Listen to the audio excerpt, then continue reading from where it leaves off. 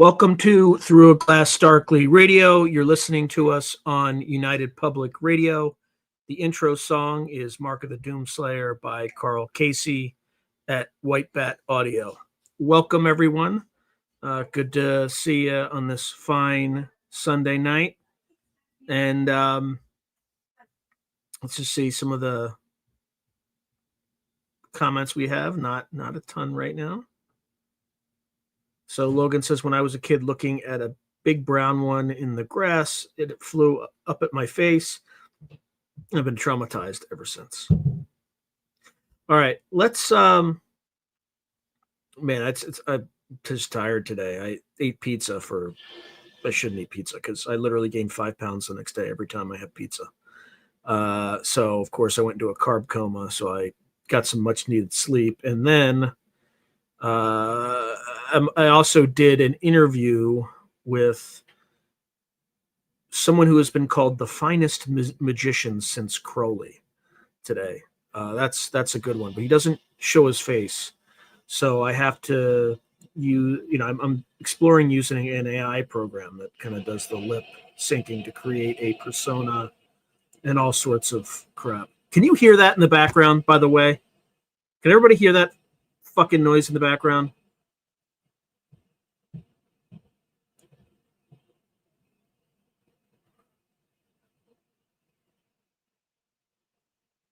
Hopefully you can, but still. All right, let's just get started. This took a while to get so a few things. If you think you're subscribed, please double check, because YouTube loves unsubscribing people for whatever reason. Logan, actually, who's here every week for like months and probably years, he comes to this podcast, was unsubscribed. So there's no rhyme or reason to it. It's just YouTube gonna YouTube. So just double check. If you've been watching my show for a while and you haven't subscribed yet, but you enjoy the show, please, I humbly ask you to subscribe so this grows. And I know, but apparently I'm allowed to, as long as I don't overdo it. So yeah, but I mind the background noise. It's really distracting. It's literally like as soon as I get on the radio, my daughter or my wife's just like, just turning on crap and just random crap, So it's just like they have a sixth sense for it. It drives me nuts.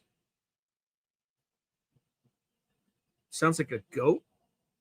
No, it's basically someone's taking a bath in the bathroom, like immediately above this room, and all I can hear is the bathtub filling. It is really annoying.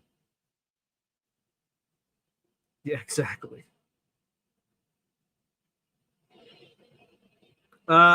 His name is Peter Carroll, and he invented chaos magic. He created chaos magic. So, but he doesn't show his face. So I'm experimenting with some AI. So far it seems to work, but I'm not sure. I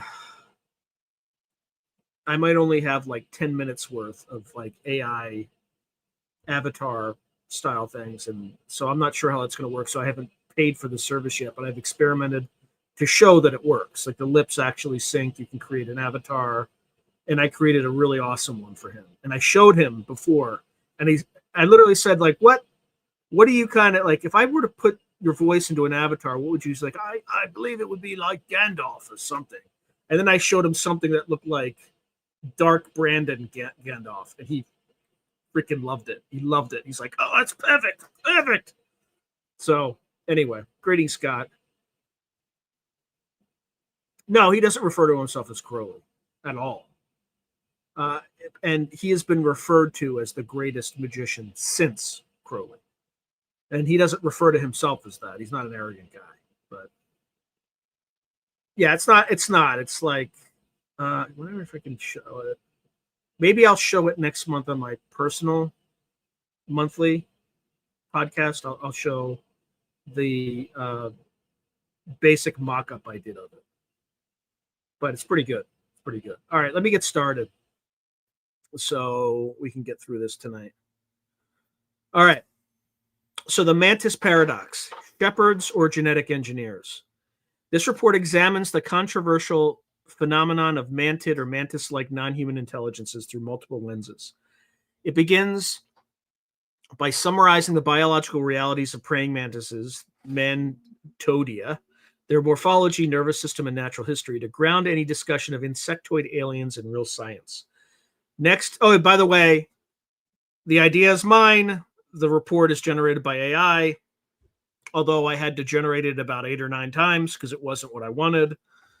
So it was a little bit of a frustrating experience this time. But once I figured out where AI and I weren't seeing each other eye to eye, which it's really stupid. I basically wanted a 20-page report. It kept generating 9 or 10-page reports. And then I figured out that it was generating 20-page reports in double space. I'm like, oh, generate a 20-page report in single space. And I had like 3 instances working in parallel, or 2 instances working in parallel. And the first instance, like, immediately did it right. The second instance just ignored what I asked. And so I just discarded that useless report. So anyway, that is what it is. But let's get started. Let's see. All right. Anyway, but to the point, if this is the only thing on my channel where I use AI to generate scripts, this is the only place. So if that bothers you, I totally understand. But in the aim of full transparency, this is the one place, because I literally don't have time to kind of do this from week to week. And I'm actually considering not doing the radio show anymore because I don't make any money from it. Like I just don't. And there are other opportunities that are coming up whereas if I carve out the time I use to do this, I can make more money. So, and I've been doing it for 2 years and haven't made a cent other than from what I make from the YouTube portion of this. So, we'll see. I think I'll make a decision on that by the end of the year because it's really like absorbing time, and I'm not, there are other opportunities that I'm passing up on that are paying opportunities. So, we'll see. We'll see how that goes. Anyway, so next, this report will survey historical and mythological motifs of mantis or insect people archetypes from cultures worldwide. For instance, the Kosan mantis god Kagan and the Chinese insect killer mantis folklore. The podcast will then review modern ufological accounts of mantis aliens, hundreds of abduction and contact narratives, some under hypnosis, in which tall insectoid beings appear as either authoritative figures or benevolent guides. We compare 2 hypotheses drawn from these reports, that mantid NHIs are benevolent shepherds or spiritual teachers guiding humanity versus clinical genetic engineers conducting experiments on humans. Both scenarios are considered in light of entomological constraints, mantis neurology, metabolism, and evolution, as well as philosophical questions of autonomy, identity, and ethics.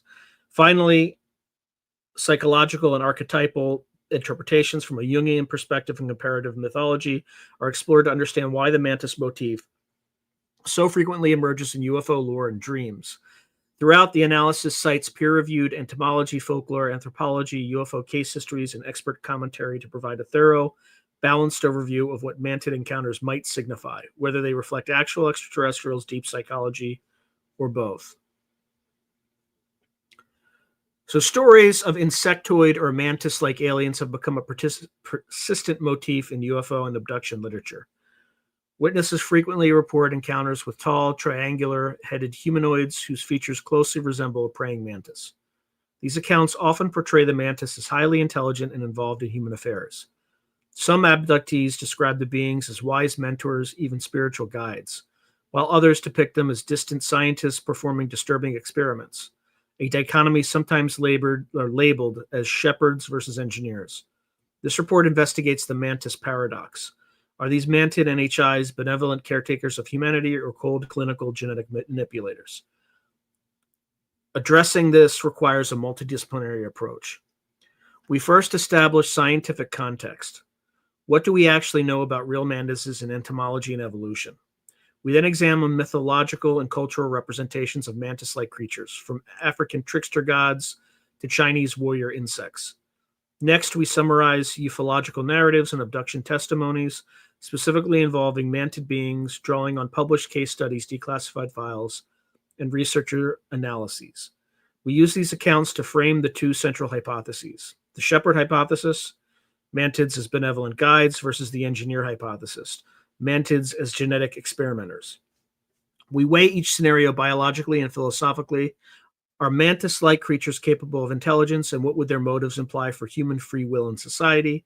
Finally, we explore the symbolism and psychology of mantis imagery, including Jungian archetypes and collective unconscious elements. By integrating entomology, cultural anthropology, and ufology, the report aims to comprehensively unpack the mantis alien phenomena to unpack the mantis alien phenomenon. So let's talk a little about kind of just the literature review. The body of literature on mantid aliens spans disparate fields. In entomology, textbooks and articles describe Mantodia, or praying mantises, as a group of predatory insects with unique morphology. They have elongated thoraxes and grasping forelegs adapted to ambush hunting, and an extraordinary range of head movements with 3D vision, allowing them to stalk prey with remarkable precision. These biological studies reveal the mantis's capabilities and limitations. In folkloric studies, scholars have noted mantis motifs in global myth. For example, among the San, or Khoisan peoples of southern Africa, the mantis god Kagan is a shape-shifting creator and trickster, often taking mantis form. In ancient Chinese folklore, the mantis is famed for bravery. It's called the insect killer and heavenly horse for its speed and tenacity, and appears in allegorical stories, notably Chuangzi's tale of mantis and a cicada. Western cultures, too, have long regarded mantises with mystic reverence. Even the Greek word mantis means prophet, reflecting an aura of supernatural power. Ufologists and paranormal researchers have compiled numerous abduction and contact reports involving mantid beings. Classic abduction researchers like Hopkins, Jacobs, and Mack note that mantids often play leader roles over the smaller greys in claimed extraterrestrial hierarchies. Interviews and hypnosis regresses reveal consistent mantid descriptions. Towering humanoids, 7 to 10 feet tall, with insectoid features, occasionally robed, who conduct experiments or communicate in serene ways. Some witnesses, for instance Simon Parkes and John Carpenter, emphasize the mantid's wisdom and even compassion, while others report feelings of fear and pain during medical procedures. Comparative analyses in the UFO literature ask whether the mantid's ostensible interest in human DNA indicates a hybridization program, an engineering agenda, or if it serves a higher purpose of guiding humanity's evolution. Existing scholarship on alien encounters often links them to archetypes in the collective unconscious. For instance, Stephen Diamond of Psychology Today argues that alien abduction narratives may reflect internal human conflicts projected as external beings, much like traditional gods or demons. The mantid in particular, with its prayer-like posture and predatory nature, is noted in psychological forums as a symbol of ambivalent power and hidden wisdom. While academic study of mantid aliens is scarce, works in comparative religion and psychology provide a framework suggesting that these accounts may serve mythic or therapeutic functions, rather than recording literal events. In summary, the literature is fragmentary. Entomology gives us the factual capabilities of Mantodia. Anthropology and folklore offer analogs from human culture. UFO case studies supply the raw testimonies, and psychological theory suggests how mantid imagery might arise from deep human insights. This podcast uses all these strands to critically evaluate the paradoxical roles attributed to mantid aliens. So let's start with the scientific basis of entomology and physiology.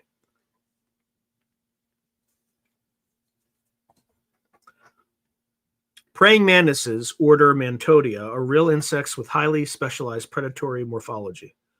As entomologists note, mantids have a triangular head with two large compound eyes and a flexible neck and an elongated prothorax that acts like a neck, enabling their famous 180-degree head rotation. Their most striking feature is the pair of raptorial forelegs, long, spiny limbs held folded in a prayer pose when idle, which are used to swiftly snatch prey. Mantids thus resemble little green or brown spears camouflaged amid foliage. They are usually ambush predators. Remaining motionless, they await an insect to come close, then lightning strike with their grasping legs. Mantids are generally modest in size. Most species are 3 to 6 centimeters long, with the largest about 12 to 15 centimeters. They have exoskeletons of chitin, like all insects, which limits their maximum size because of scaling laws of weight versus skeletal strength. This means that although some mantid species can be surprisingly large for insects, females sometimes exceeding 10 centimeters, a truly giant mantis, human size, would defy natural constraints unless life conditions were very different. A human-scale mantid alien could theoretically exist, but its body would have to be redesigned. Its legs, wings, and respiration. Mantids breathe through spiracles, would face challenges under Earth's gravity and oxygen levels. Thus, evolutionary constraints suggest that any mantis-like being capable of advanced thought would likely be very different from earthly mantises in physiology, for example, with a reinforced skeletal structure or alternative breathing method. Neurobiologically, mantises have relatively small brains centered in the head. However, they are far from mindless. Research has shown that mantises possess stereoscopic vision, which is unusual among insects for judging distance, and experiments indicate they can learn and remember complex behaviors. One study observed an Asian mantis repeatedly catching fish at night, suggesting it had memorized a fruitful hunting spot. The article notes that mantises might have evolved impressive learning abilities, adapting hunting techniques based on prior success. In the lab, mantids have caught geckos and hummingbirds, implying keen perception and agility. Thus, mantis nervous systems exhibit a higher level of cognitive flexibility than stereotypical insect reflex. Yet it remains true that mantis brains contain on the order of 1 million neurons at most, comparable to a cockroach, while even a mouse has tens of millions and humans have approximately 86 billion. This enormous gap implies that expecting a mantis-like being to achieve human-level intelligence would require radical changes, such as a massively enlarged brain. In short, earthly mantises are intelligent hunters, but extrapolating them to rocket scientist status pushes them beyond known entomology. Mantises are also cold-blooded and have a high metabolic dependence on their environment. Unlike mammals, they lack a diaphragm and warm-blooded system for sustaining continuous high activity. Their mind is tied to bodily needs. Hunger will dominate its thoughts. Any mantid NHI would need to overcome these biological constraints, perhaps by being endothermic or using a different physiology to interact in a non-terrestrial context. Real mantises live around 1 year from an egg to adult, undergoing incomplete metamorphosis. Nymphs resemble smaller adults. They reproduce by laying an ootheca, or foamy egg case, which can survive winter. Importantly, females sometimes cannibalize their mates after or during mating, a grisly trait hinting at the predatory side of mantids. In summary, the scientific basis shows that mantises are agile, visually acute predators that can learn and exhibit complex behavior. Their human-like posture, the praying stance, and ability to rotate the head have long fascinated humans, but these are evolutionary adaptations to hunting. Biologically, mantids are built for stealth and ambush, not for symbology or spacecraft operation. This factual baseline is crucial when evaluating whether mantid NHIs could truly resemble earthly mantises, or whether reported mantid aliens must be something quite different. Nonetheless, some entomological factors have found their way into the lore. For example, mantis-inspired martial arts in China mimic their striking technique, and mantis anatomy has inspired robotics designs. Such real-world connections reinforce the mantis's status as a creature of skill and precision rather than, say, mystical prophecy, which must be remembered when interpreting any extraterrestrial mantises. Now let's talk a little bit about mythology and cultural history. Humans have imbued the praying mantis with symbolic meaning for millennia, likely because of its strange appearance and behavior. African mythology is especially rich with mantis imagery. Among the San, or the Bushmen of South Africa, or Southern Africa, the mantis god Kagan is a central figure. Kagan is a shape-shifting creator and trickster who often appears as a praying mantis or alternatively as an eland antelope. Some stories say Kagan gave the people language, fire, and he plays a role in human origin myths. Kagan is neither wholly benign nor malevolent. Like many trickster gods, he can be helpful or foolish. The very name of this deity literally means mantis in the Khoisan language, highlights the insect's revered status. As anthropologist Danielle Mackey notes, Kagan is often worshipped and features prominently as a cultural ancestor figure. The mantis shape therefore carries connotations of divine wisdom and cosmic significance in these traditions. In East Asian cultures, the mantis has both mythical and metaphorical roles. Ancient Chinese texts refer to the mantis as the insect killer and heavenly horse because of its speed and predatory prowess. Folktales cast the mantis as a brave warrior. A famous Han Dynasty anecdote tells of a scholar, Sai Yung, fleeing an assassination attempt after observing a mantis repeatedly try and fail to catch a cicada. The symbolism was clear. The would-be assassin did not want to be the prey of an overconfident attacker. More poignantly, the philosopher Zhuangzi's story of a mantis capturing a cicada only to be eaten by a bird became an allegory for self-destructive greed. In these Chinese accounts, the mantis is admired for its great courage and relentless pursuit of prey, but also serves as a moral lesson on vanity and misjudged focus. In East Asian folklore, then, the mantis symbolizes both martial valor and the perils of fixation. Elsewhere in the world, the mantis has maintained a somewhat mystical aura. In Greek and Roman contexts, the term mantis itself means seer or prophet, and the insect's folded prayer posture likely inspired notions of prophecy.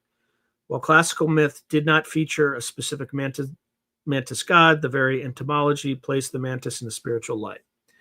Some sources, largely folkloric, claim ancient Egyptians saw the mantis as a helpful guide for the deceased, possibly because one species, Egyptian praying mantis, Myomantis piculii, was thought to lead souls and destroy locust plagues.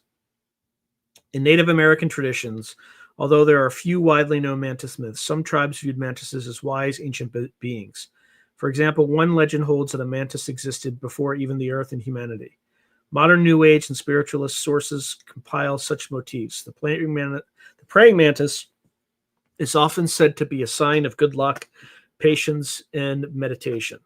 Its stillness and prayer-like shape make it a symbol of contemplation, and it is variously associated with courage, perseverance, and divine focus in Celtic, Christian, and Buddhist symbolism. Notably, early Christian lore even likened the mantis to a nun in prayer. Although many such beliefs come from modern compilations rather than classical texts, the consistent themes are striking. Across cultures, the mantis often embodies stillness, spirituality, and wariness. It is seen as both a prophet or teacher, sometimes even thought to convey messages from higher powers, and a fearsome warrior on a micro scale. Anthropological sources record the mantis in folklore as having an almost supernatural power of prophecy, inspiring martial arts movements and religious metaphors. Thus, human culture has long projected significance onto the mantis form. These symbolic meanings of a hidden wisdom behind an insect mask, of the thin line between prey and predator, likely influence how modern witnesses interpret mantis-like aliens. In other words, some qualities attributed to Mantid and HIs, for instance, spiritual guidance, may reflect deep-seated cultural archetypes rather than objective observation of an unknown species.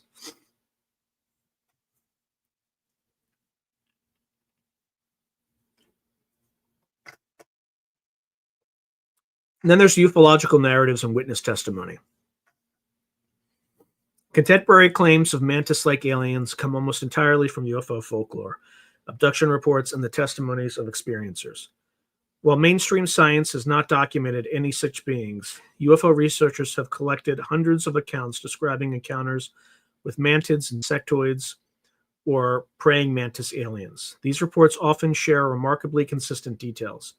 Beings 7 to 10 feet tall with triangular heads, large compound eyes, and forelimbs reminiscent of mantis claws.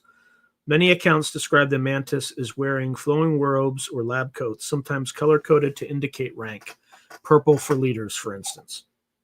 A number of well-known experiencers and contactees, individuals who claim contacts, speak of the mantids with awe and reverence. For instance, Simon Parks and Bud Hopkins' client, Diana, though names are often omitted in publications. They report being greeted telepathically by calm, authoritative mantis beings who then proceed to show images, conduct examinations, or give telepathic instruction. For example, British contactee Simon Parks describes frequent teleportation to mantis ships where mantises address him as son and treat him affectionately. He notes that mantids communicate with each other via clicking sounds or high-pitched tones, and sometimes make chirping noises when happy. Several abductees have said they felt comforted by mantid presences, as if nurtured by a parental figure. In one case study, a young boy claimed mantids were like family, and he even demonstrated the chirping sound they allegedly make when pleased. In these narratives, the mantids are at times described as heralds of universal consciousness, using sound and light to project ideas, even healing energies. On the other hand, experiencer literature also contains frightening accounts. Many victims of alleged abductions speak of being escorted by hooded figures in black, often said to be reptilians or tall grays, and then examined on an operating table by a towering mantid. Under hypnosis, these witnesses recall the mantids turning its head and clicking instructions into the reptilian doctors. Some report being strapped into life support tubes and having samples taken. One notable 1963 account, was Linda Porter, describes encountering an 8-foot mantid aboard a ship, watching it oversee human bodies and cylinders. Others, like Philip Kinsella in 1989, recount being forced into a tube by reptilians while a mantis stood watch, its presence dominating the scene.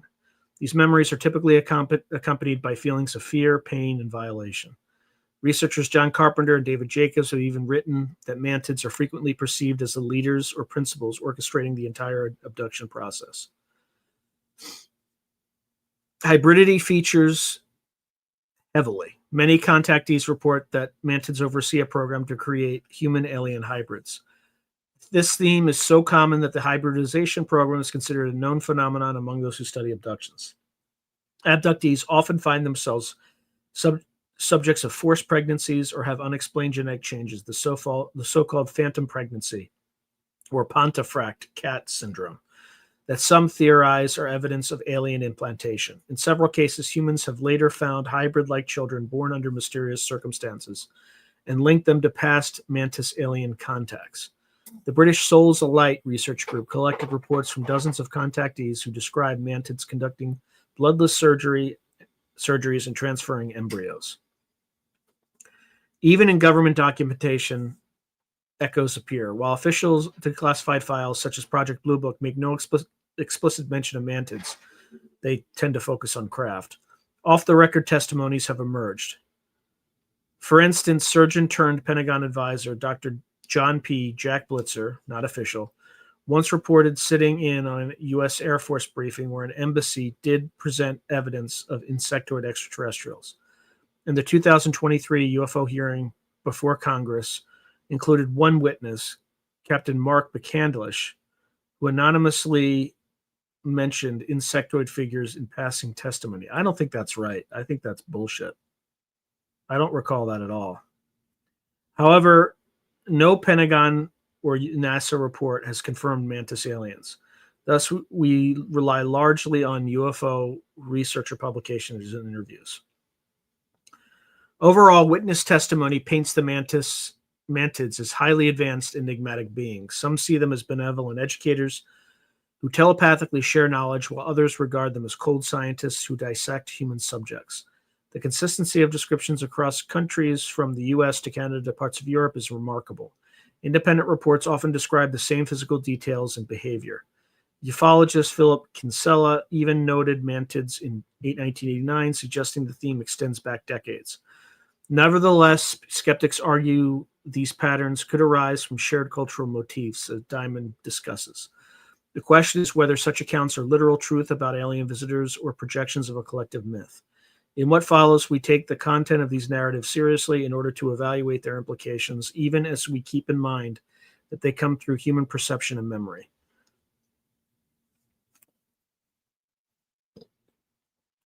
All right, then there's the Shepard hypothesis. Proponents of the Shepard hypothesis interpret Mantid NHIs as benevolent or enlightened guides assisting humanity's spiritual evolution. According to this view, Mantid beings appear spiritually advanced and caring, often trying to teach or heal abductees rather than merely experiment on them. Various contactees emphasize qualities like unconditional love and light emanating from the Mantids.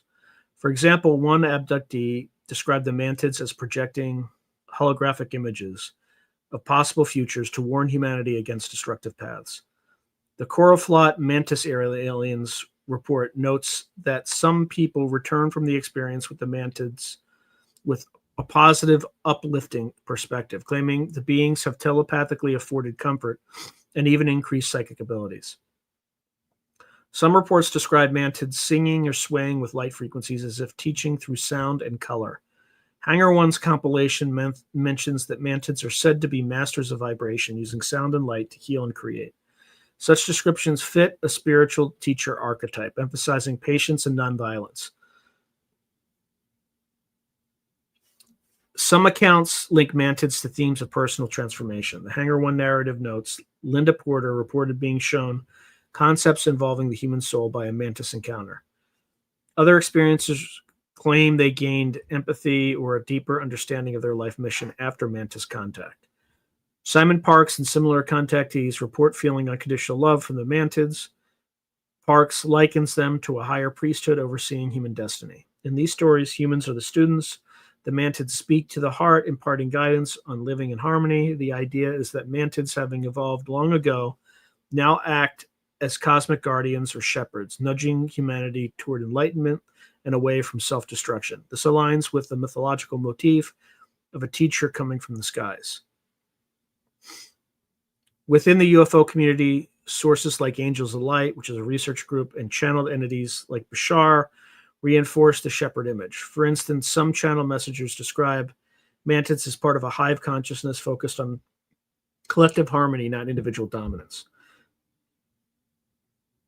Bashar, through channeled Daryl Anka, even suggests Mantids and Greys are not arranged hierarchically by will, but function as part of one unified intelligence. In this narrative, Mantids do possess higher level organizing roles. They think like a chess computer, yet their purpose is allegedly to guide evolution along universal principles rather than to subjugate. The Coroflot summary likewise mentioned Mantids showing the destruction of Earth, not to terrify, but to illustrate negative outcomes, implying a didactic rather than a punitive motive. Notably, some abductees describe feeling real affection for Mantid beings. Parks, after extensive contact, says the Mantids are proud, but also one instance describes them holding him above their heads and chirping happily. These personal experiences have led to a subset of experiencers to call them intergalactic grandmothers or cosmic priests. The Shepard hypothesis sees all these strange events, i.e. medical-looking tests, as ultimately benevolent. For example, if Mantids are collecting DNA or performing surgeries, it might be interpreted as part of a grand program to heal genetic diseases or uplift human physiology under their guidance. In this view, any physical discomfort endured by abductees is a necessary step on a path to a higher understanding. One meditation of this idea, Mantids, like benevolent doctors, may administer a cure hidden in the trauma. The Shepard perspective draws on long-standing human narratives of wise masters intervening in crises, so angels, bodhisattvas, avatars, etc. The imagery of the praying mantis itself, hands folded as if in prayer, bolsters this interpretation, casting them as silent monks observing our world. Some experiencers even report Mantids teaching them through telepathy, about higher dimensions or spiritual concepts, as if offering secret knowledge. For example, the Hangar One blog quotes a Mantid contactee. They dance through frequencies and alter their surroundings using mastery of vibrational energy to heal and create. Whether literal or psychological, these descriptions frame Mantids as guardians of universal harmony, who, in the words of a Parks-like account, ensure universal principles are adhered to in the human hybridization project. In sum, the Shepard hypothesis holds that Mantid NHIs are benevolent, evolutionary catalysts, spiritual allies, or interstellar shepherds guiding humanity's destiny. This interpretation treats the Mantid encounters as a kind of cosmic mentorship. The credibility of this view rests on selectively trusting the positive elements of witness reports and mythic resonance. Critics note that this hypothesis essentially elevates Mantids to the status of gods, projections of human hope, and warn it risks ignoring the objective reality of the reports. In the next session, we contrast this with the opposite paradigm, the genetic engineer hypothesis.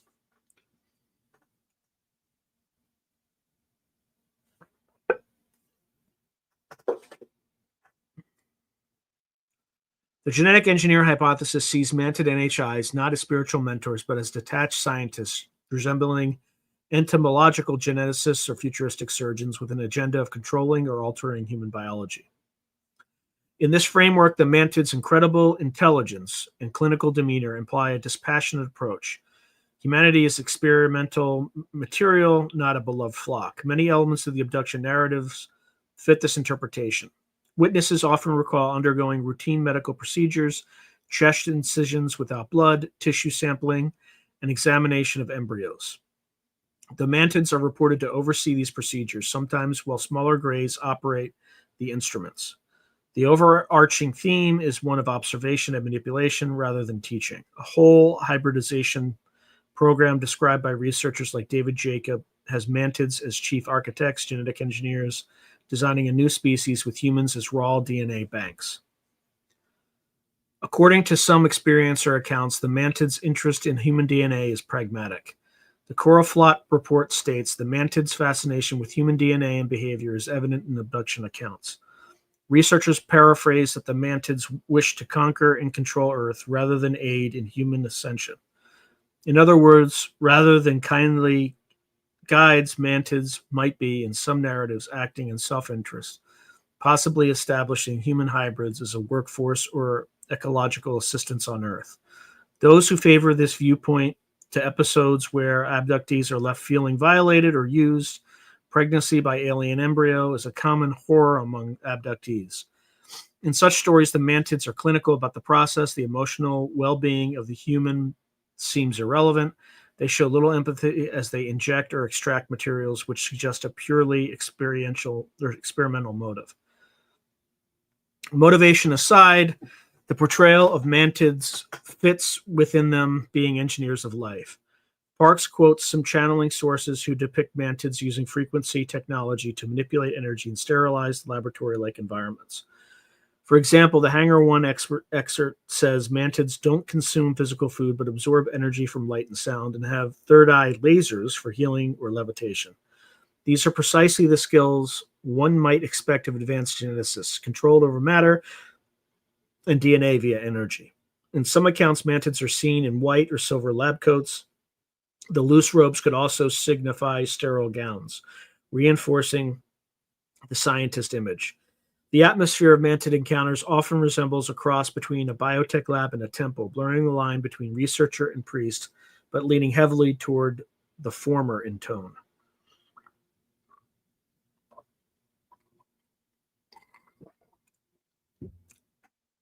Notably, skeptics within ufology observe that the tall, black-hooded gray aliens often appear scared or subordinate in Mantid encounters. John Carpenter, who is an abductee turned researcher, asks rhetorically, why would anyone imagine a large bug directing an abduction experience? Subjects sense a higher level of wisdom and functioning in this type of entity. This quote captures the heart of the engineer view. Even from a purely narrative standpoint, mantids are consistently portrayed as in charge, as if they possess superior knowledge about biology and technology that they are applying to humans. Some theorize that the gray aliens themselves are subordinate or even tools of the mantids, further solidifying the idea that mantids are the ones doing the real work on human genetics. Another element supporting the engineer hypothesis is the absence of typical benevolence cues in many encounters. Reports seldom include mantids offering to answer life's big questions, give peaceful guidance, or provide any comforting words, except telepathic commands. Instead, mantids are often described as motionless and unemotional, observing data. A common thread is of humans waking from anesthesia to find medical instruments scattered around, with a mantid exit in stoic silence. The Curraflot article sums it up. After detailing how mantids can put people at ease, it ends by asking, are they benevolent overseers or intimidating figures conducting unsettling experiments? Only time will truly tell. This phrasing itself expresses the ambiguity, but leans towards suspicion that something unsettling is going on. In evaluating the engineer view biologically, note again that real mantises are largely solitary predators, not cooperative breeders. Earthly mantis females do use genetic strategy. Sexual cannibalism may nourish developing eggs, but they do not engage in long-term care of offspring. Thus, mantids experimenting on other species is an alien conceit or alien concept. However, if we imagine evolutionary advanced mantid species, it might have shifted from prey to predator and on to technician, analogous to how many top predators like wolves use teamwork and planning. The mantid engineer is like an apex predator turned rancher, raising cattle of a kind. Whether such a species would be morally detached or ethical is an open question. Ethically, the engineer hypothesis confronts the darkest implications: human beings as laboratory animals. It suggests an external entity is robbing individuals of their autonomy. If mantids have the power to chemically inseminate and harvest DNA at will, then free will, the ability of humans to make independent choices, is at stake. We would then be living under a form of cosmic genetic control. This raises profound questions. If our very biology is tinkered with, are we truly human by our own definition? If love and life can be engineered, what becomes of concepts like soul, dignity, or consent? We will explore these philosophical issues next, but the basic picture of the engineer scenario is clear. It treats humanity as experimenta vitae, subjects of an advanced science. Are mantid aliens even biologically possible or plausible? To consider this, we must extrapolate from our entomological data. On the one hand, mantises do show remarkable sensory abilities: stereoscopic vision for depth, keen detection of movement, and even complex learning, as noted. These traits could, in principle, evolve to higher levels. In a very different environment, say on a planet where large insects dominate and ecological pressures reward cognition, an insectoid species might develop greater brain capacity. For instance, some cockroaches and bees, close mantid relatives, have up to 1 million neurons. If an alien mantid had 100-fold or 1,000-fold more neurons and a correspondingly larger brain case, it could achieve advanced intelligence. The Hanger 1 account, for example, claims mantids evolved hundreds of millions of years ago on a planet dominated by insect life and became the first to develop complex awareness. Such longevity could allow for sustained evolutionary innovation. Additionally, mantids are predators. Predatory lifestyles tend to select for higher cognition, tracking prey, ambush tactics, etc. This gives some plausibility to an intelligent mantid-like race. However, significant constraints exist. First, insect brains are wired differently from vertebrate brains. Even if we scale up neuron count, insect neural architecture with fused ganglia and decentralized processing might limit certain cognitive capacities, like abstract reasoning. Second, arthropod biomechanics pose problems. Large insects typically cannot support their weight without different atmospheric conditions, with higher oxygen content or gravity. A 7-foot mantid on Earth would need either an exoskeleton unimaginably strong or would need to be internally skeletoned. in which case it's no longer truly an insect. Third, mantids are cold-blooded. On Earth, this restricts activity levels and requires temperature control. An alien mantid would likely need endothermy, or warm-bloodedness, to function like humans or greys, again pushing the form away from insecta. Also, insect vision has limits. Compound eyes provide wide angles, but less acuity than human eyes. Mantids compensate with motion detection and small, simple eyes for detail. Telepathy, as reported, would require a brain even more advanced. This is purely speculative. In short, maintaining all mantis features, mantid head, multi-jointed limbs, chitinous carapace, while scaling up intelligence and size stretches credulity under Earth-like physics. Many alien biologists would argue an intelligent species might develop a roughly humanoid form for mobility advantages, and an insect-like version is just possible if evolution had very different constraints. Some enthusiasts point out that mantises are among the few insects that exhibit courtship dance and parental cannibalism, hinting at a complex mating system. But even if mantids are clever hunters, human-like consciousness, language, symbolic thought, culture is a leap. All right, another article itself notes surprise that mantises can learn to catch fish, implying they are more cognitively flexible than thought. But it does not claim mantises approach mammalian intelligence. Therefore, from a biological perspective, mantid NHIs could only plausibly exist if their home planet's ecology permitted extremely large insect forms with large brains. So, for instance, low gravity, high oxygen, low evolutionary time. This is not possible, but it means mantid aliens would not be just giant Earth mantises. They would be a very alien species that only superficially resembles Mantodia. In human accounts, though, they do closely resemble our mantises, implying either genuine ETs, incredibly similar by coincidence, or a psychological archetype. We will keep this plausibility question in mind when weighing the two scenarios. Even if physically possible, a mantis-like intelligence directing Earth's fate is extraordinary, and we must consider non-literal explanations. So, for instance, psychological or sociological, for why people perceive them as such.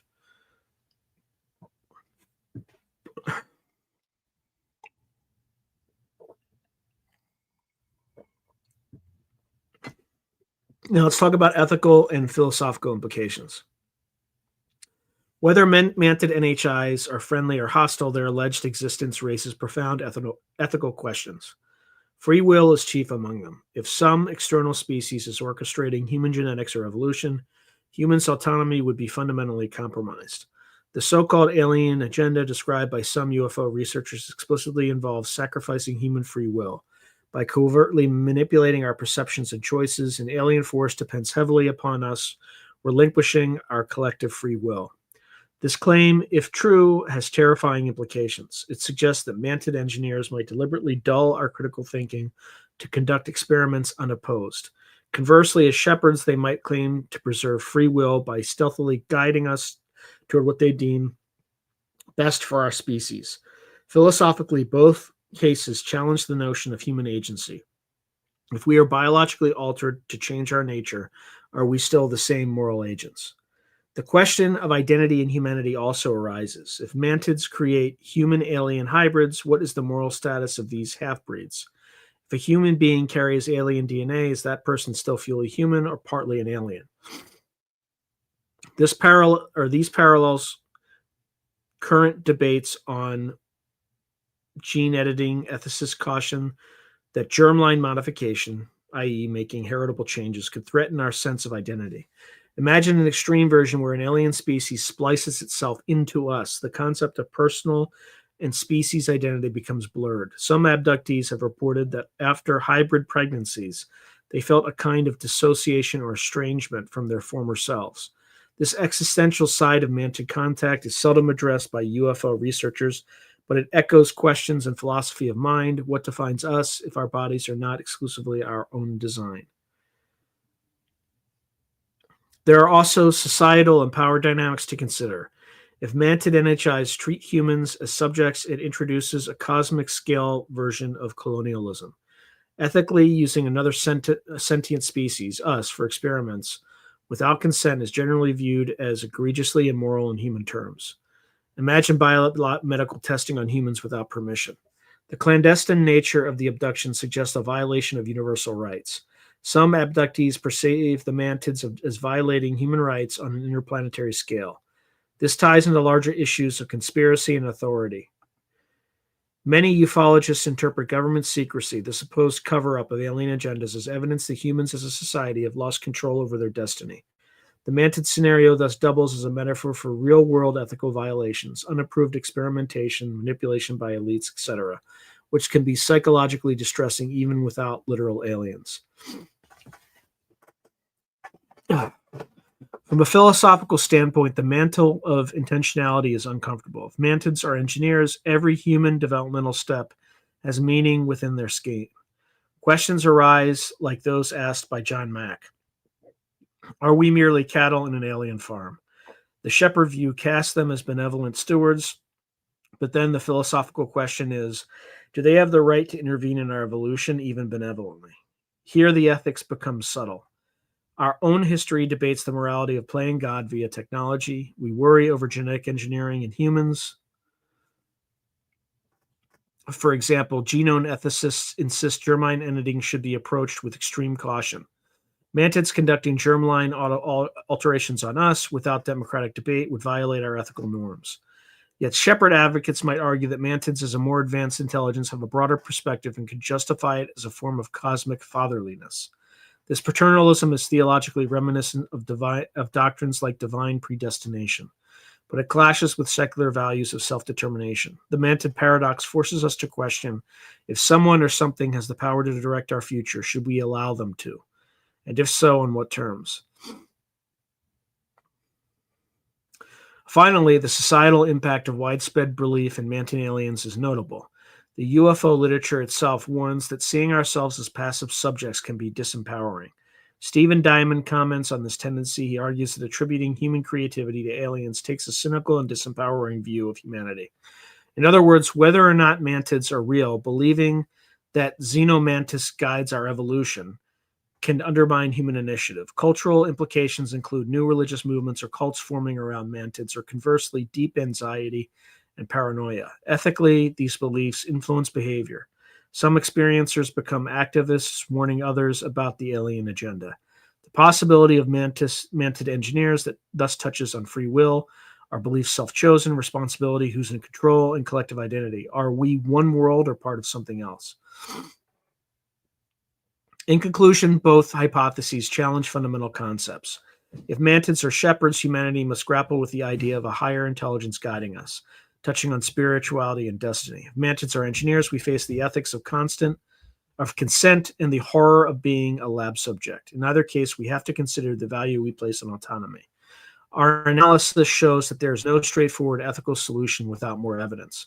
The safest conclusion from a philosophical point of view is that we should at least apply critical thinking, question authority, preserve human rights, and be skeptical of outlandish claims. As with any powerful technology, for instance, genetic engineering, vigilance and broad discourse are essential. And now we move on to symbolism, archetypes, and psychology. Beyond the literal debate lies the realm of the symbolic and psychological. Why does the image of a Mantid alien recur? Jungian psychology suggests that unexpected yet pervasive motifs often emerge from the collective unconscious, a shared pool of archetypes and symbols deep within humanity. Stephen Diamond argues that alien imagery functions like the archetype of God or devil in our psyche. Remarkably similar images of extraterrestrials appear across cultures without any contact, as if coded in our collective mind. The mantis specifically may symbolize contradiction, prayer versus predation, stillness versus sudden violence, male versus female, since many mantis mythologies emphasize gender roles. It conjures an instinctual ambivalence, much like the dream symbol interpretations of the mantis as representing both patience and potential menace. The scholarly dream dictionaries are scarce. From a symbolic standpoint, the mantis's stance, hands raised in a pose of prayer, taps into religious connotations. In many cultures, folded hands signify supplication or meditation.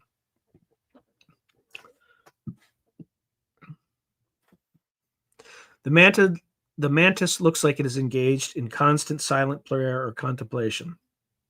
In fact, early Christian folk symbolism even likened the praying mantis to a nun, earned its nickname like praying nun. Yet humans also know the mantis as a predator that can behead its mate. This duality fits Jung's idea of archetypes as embodying polarities. The mantis could represent the wise old woman, the crone figure of quiet wisdom, and the terrifying Jungian shadow, the hidden predator within. Jungians might see the mantid encounter as an individuation process. Facing the mantis in a dream or abduction could symbolize confronting one's own instincts or fearsome inner guide. Freudian or sexual interpretations have also been suggested informally. For example, the mantid has been associated, especially in dream lore, with castration anxiety or erotic aggression due to the sexual cannibalism of females. One spiritual site bluntly claimed that dreaming of a mantis might signify castration, sexual violence, or deranged passion.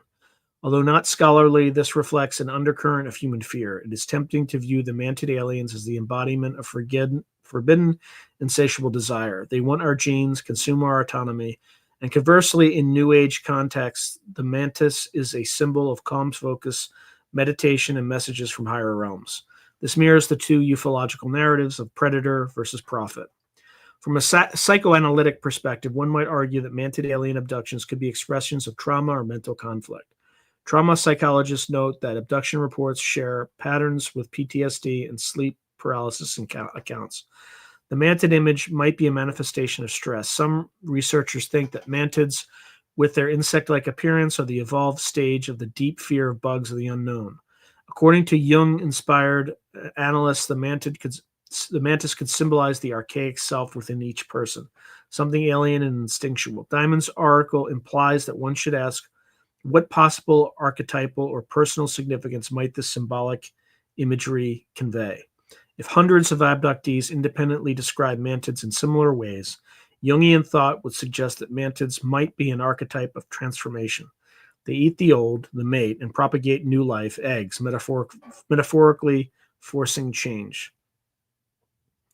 Collective unconscious aside, individual psychology likely plays a role.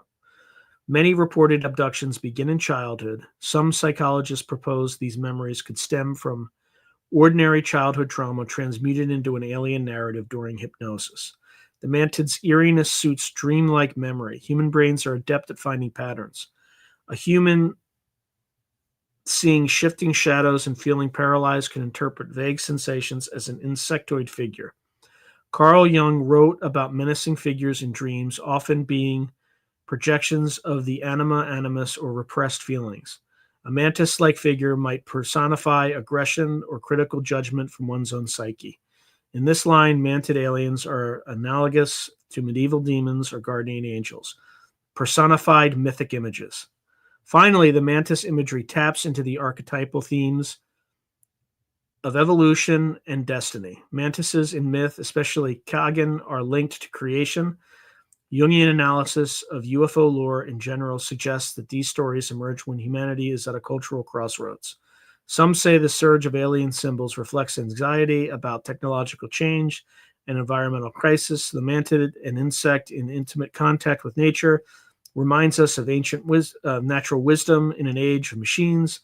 Diamond's point is that whether or not aliens exist, these narratives push us to take responsibility for our fate instead of attributing our destiny to them. In other words, the mantid could symbolize both the inner teacher and inner tyrant that we must confront to grow. In conclusion, the psychological angle suggests that mantid alien reports are as much cultural artifacts as literal descriptions. They evoke deep, contradictory symbols. The mantid is both a sage and a monster. Jungian theory would urge us to integrate the mantis image into our understanding of ourselves rather than leap to cosmic explanations. Nonetheless, for the experiencers, the encounters feel profoundly real, and thus interpreting them through symbolism is part of making sense of a baffling narrative. The recurring theme across all layers is that mantis aliens, whether real or dreamed, compel us to ask, what do we fear and what do we revere? The Mantis paradox remains unresolved, but our comprehensive review has clarified the landscape of meaning. Biologically, real praying mantises are specialized insects with impressive hunting skills but severe physical limitations. Mythologically, mantises have long stood at the crossroads of divine wisdom and dangerous cunning in human imagination. In modern UFO lore, Mantid NHIs occupy the topsy-turvy border between science and spirituality, sometimes angelic, sometimes alien, often commanding respect. We've critically examined two poles of interpretation: the shepherd view, which casts mantids as benevolent guides showing humans the way forward, and the engineer view, which treats them as amoral scientists with a hidden agenda. Neither hypothesis can be confirmed or dismissed without better evidence. Our entomological analysis shows that any truly mantis-like alien would likely differ greatly from Earth's Mantidae, raising questions that witness descriptions are literal. Conversely, the psychological analysis suggests those descriptions are not random. Mantises fit archetypal patterns in our collective and personal unconscious. This does not prove the mantids are real, but it encourages caution in taking abduction narratives at face value. Philosophically, the shepherd versus engineer debate forces us to confront themes of free will, consent, and the human condition. If there are mantid entities caring for us, we must wrestle with humility and gratitude or subservience, depending on perspective. If they are manipulating us, it highlights our vulnerability and the need to guard our autonomy. In either case, it leads us to reflect on humanity's place in the universe as we passive sheep, active stewards. Wait, are we passive sheeps, active stewards, or something else entirely? The UFO narrative also reveals more about human hopes and fears, whether of benevolent salvation or cold exploitation, than it may about outer space itself. For scholars and students of the phenomenon, the key takeaway is that mantid aliens must be understood in context. Scientifically, entomology constrains what is plausible. Anthropologically, myth and archetype shape what is reportable. Future research could benefit from more methodical fieldwork, collecting new testimonies, analyzing sleep state physiology, etc., and from dialogue between UFO researchers and behavioral scientists. Until then, the paradox remains a fascinating interplay of biology, culture, and belief. In a sense, the mantis paradox is a mirror. It reflects our reverence for nature's mysteries and our anxieties about the unknown. Whether as shepherd or engineer, the Mantid NHI symbol challenges us to examine the values we hold dear: compassion versus control, faith versus skepticism. The ultimate truth may lie somewhere beyond either extreme, but exploring both illuminates the question of what it means to be human in a vast universe. And that is all she wrote, folks. Oh man, we still have 55 minutes. So let's just go to the comments and see how we're doing, or see how I did, because most of the comments would have come while I was. Good to see you, Gray Al. Okay. Scott Ian is saying AI and I, Rasta sounding. Okay. Indrid Cold is saying, do you think I could kill a mantid with a raid bug spray? Probably not. Solite US Expat says Sean is most likely going to hit 20K by the end of the year. I didn't think, like a week ago, I would have said no. Things had slowed down. That was probably not going to happen. But after the Giorgiani episode, I mean, there's a chance I might hit it, like, because I have another Giorgiani episode in the quiver. So as soon as that puppy gets launched, we'll probably be halfway there before the middle of this month. So right now I'm cautiously optimistic that we may hit it, that we're probably definitely going to hit it this year. And what was I going to say?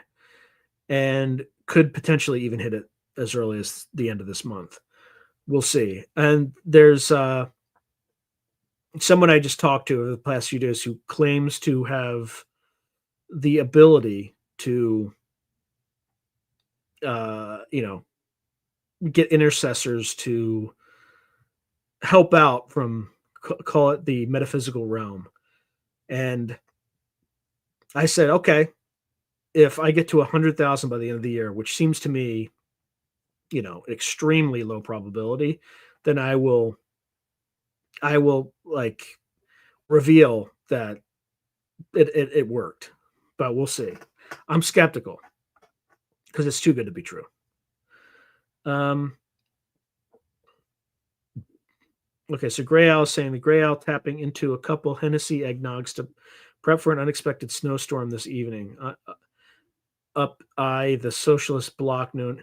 Yeah, what the hell happened with all these ostriches?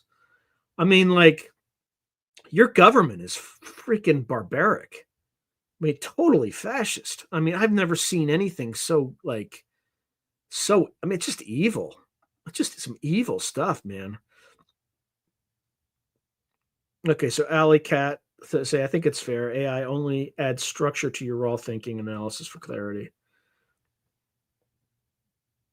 Wait, Mothman trying to kill a mantid? Why the bug beef? Where did you hear that, Logan? That sounds crazy.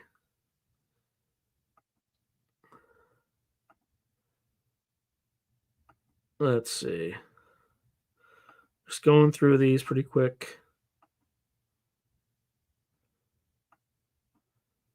Hey, Woo Riders DG. Good to see you. Where's Richard Grieco? Where is he? Where is he?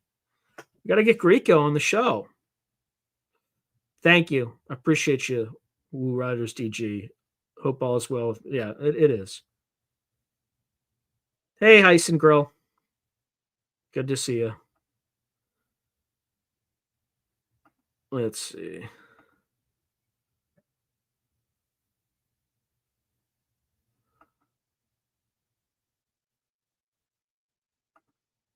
Lots of comments about mantids and eggnog. So I'm just kind of getting through those. Eugenio Vasquez says, thank you for the show tonight. Interesting topic. Thank you. I hope I delivered on it. Hey, Jalal Jalal. Good to see you. Angela Colum, I think, yeah. Well, you heard what I said. So I will I'll just keep it at that. You know what I'm talking about. Let's see. Yep. The Onkside says the Mantis praise. They are projections of our own belief. So it is funny and ironic in many ways.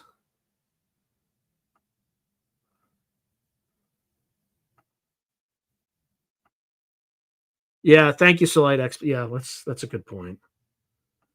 Let me just throw that down. Hit that like button, subscribe, all the things. All the things. Now I gotta find my way back to the comments. Here we go. Oh, for Christ's sake.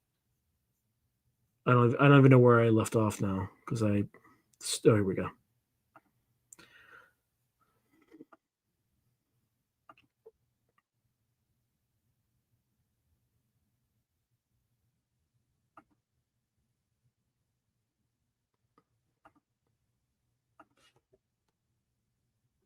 Yeah, yeah. McCandlish was the ARV guy, 100%. The flux liner or whatever. So I don't know why. I think that was an AI hallucination, to be honest.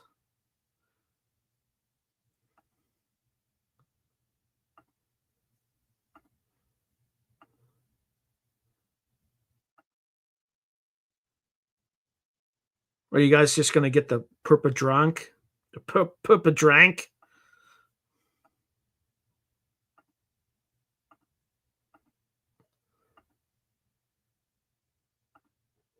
All right.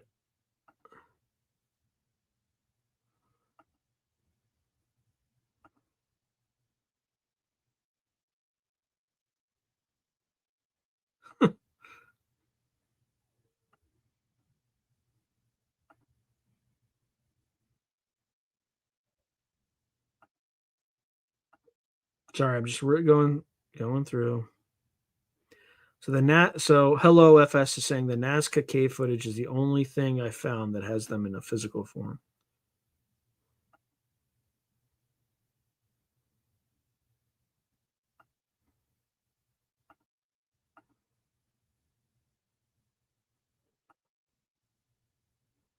Yikes. I'm sorry to hear that, Jalal Jalal. Spilled a huge cup of Pete's coffee on her keyboard and lost a bunch of keys. Yikes.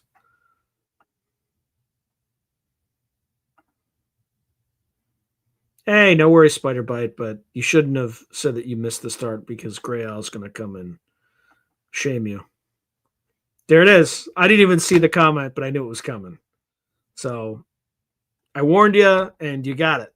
So Gray Owl's the enforcer of tardiness.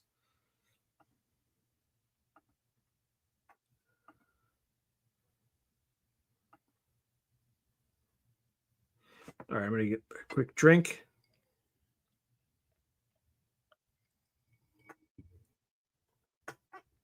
All right. If you're just joining us now and you're looking for a show about the Mantids, just start at the beginning.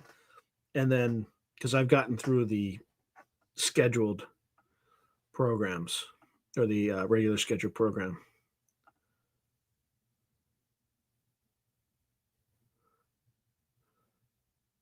Yeah. So WM Arthur is saying, I'd like to know what they're doing with those hybrids who can't come here because they're too odd looking. They'll never know their human mother or the Earth experience. I'm not sure they're really missing that much. If they get to be in space and get to avoid much of the suffering that we have to go through.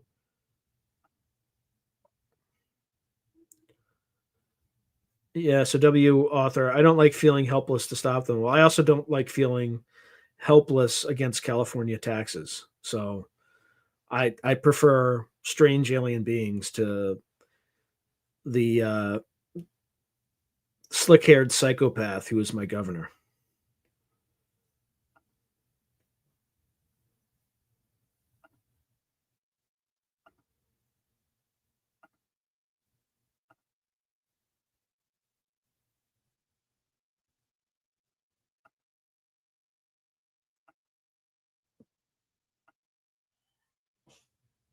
All right, so Hello FS is asking, has anyone felt like they interacted with them? I've dealt with them and they have been helpful, lots of deeper meanings, messages, seeing actual mantids before a close death. Interesting.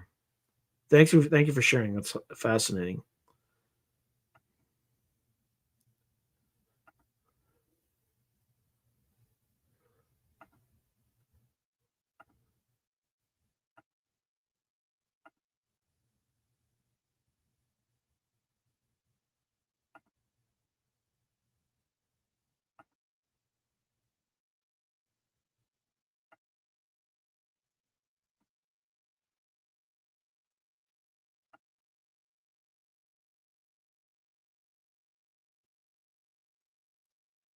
Okay.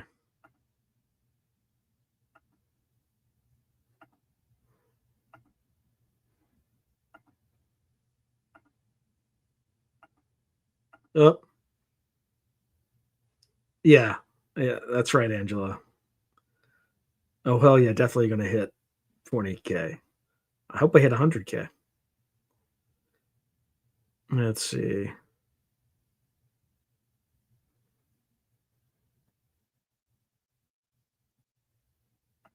That's a kind of, I don't know if that is, well, I'm not going to say it because even if that is what you're saying, WM Arthur is true, YouTube will probably strike me for medical disinformation, even if it's true, especially if it's true, actually. But so I can't read that.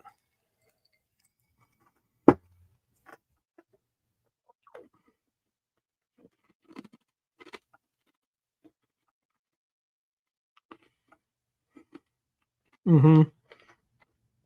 China.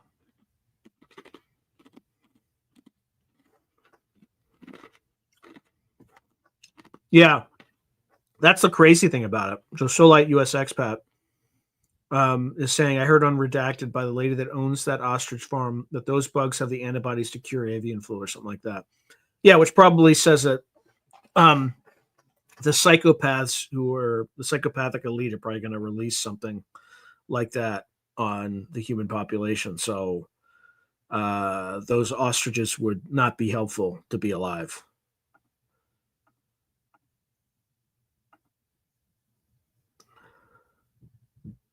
Yep. So the lady that owns the farm was unredacted. And yeah, I can't. I'm delving too much into medical stuff, so I can't talk about it.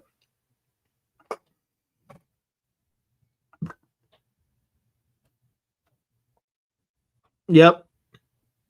So Solite US Expat said I tried looking up on Google about McCandlish, and I didn't see anything about him talking about it.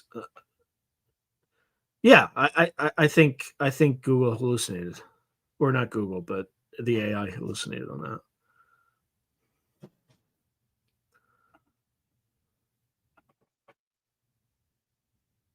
What?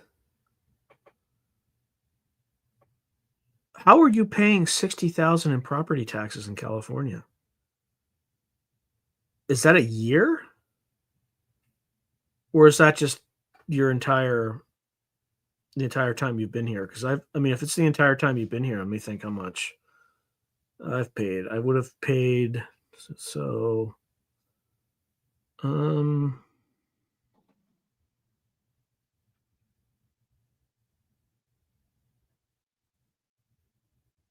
I would have paid close to $150,000 in property taxes since I've owned my house. But that's actually cheap. If you live in other states, uh, with like as a percentage of what their homes are worth, it's much higher. That's the only place in California where you actually get a break.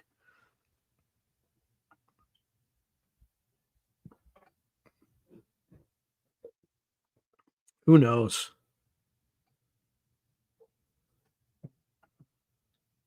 Huh?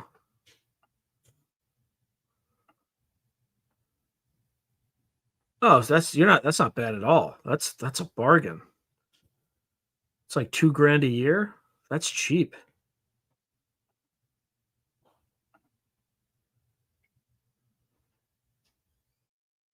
No, I haven't. I literally haven't had time. If, so Solite is asking, did you ever ask anyone from Future Forecasting if they saw any other countries being involved when China attacks Taiwan in late 2027? I'm guessing October, according to their. It won't be in October. The tides aren't good for that. If they do it, the only times they would do it would be April, May, or August. That's your window.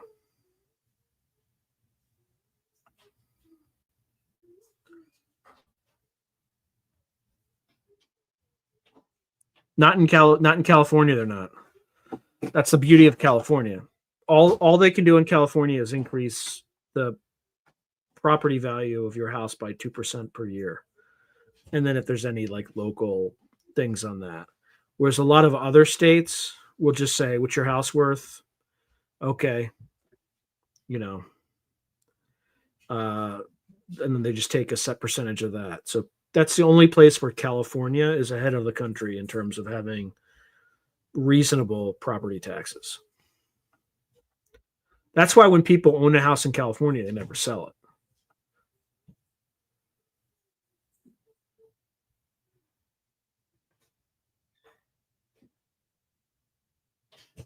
Well, the last time I did it, it was like when the tides are the most favorable. It was April, May, and then August. Yep, that's right.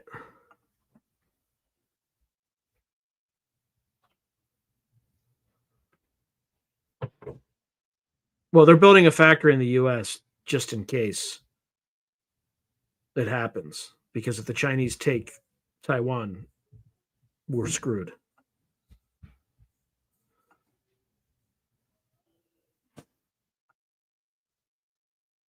All right, I am finally caught up.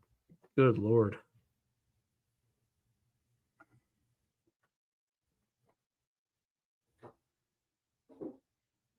All right, what else do folks want to talk about?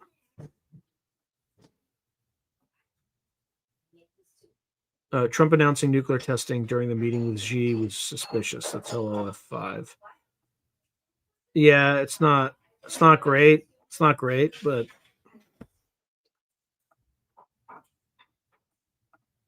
oops. Yeah, we can't no talk about medicines, please. The last time I talked about medicines on a live stream, YouTube literally pulled the live stream. So please don't. Yeah, please no talk of medicines. Like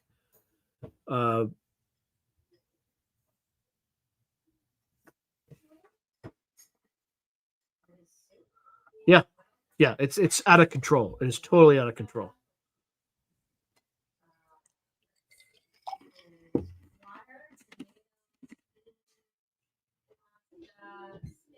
Like I don't want to get a strike. I don't want to get any of that stuff.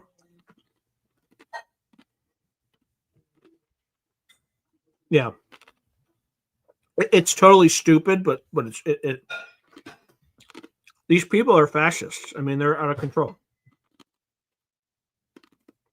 Like hugely anti First Amendment. It's gotten better, but you have to self censor, or you could lose. I could lose 4 years of work for stupid shit. No, I haven't yet. I literally haven't had any. I haven't had any time.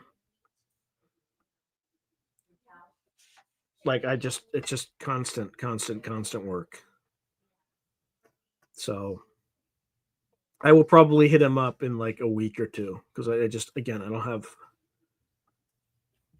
I have like a pile of interviews to do and edit, and then it's just there's just a ton of work.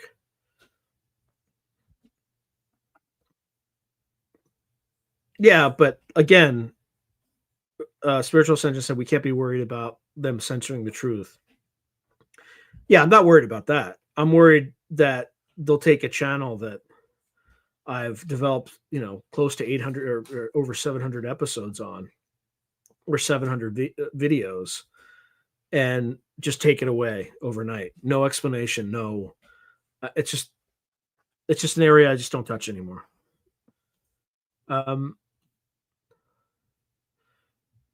Gray Owl is saying, Sean, would you mind providing a synopsis of your thoughts on the complete philosophical works of Plato and how they relate to our understanding of free will and determined versus I don't know enough about Plato to do any of that.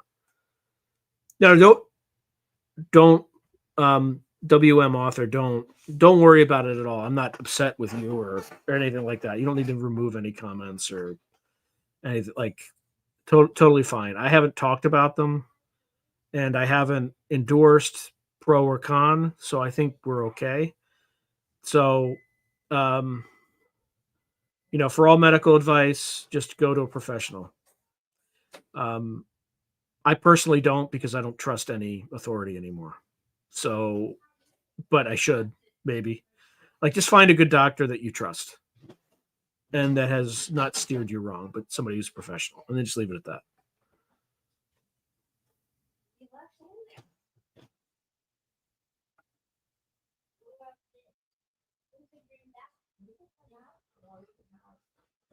Oh yeah, I have words that are censored out, like pre-censored, but they're not related to medical.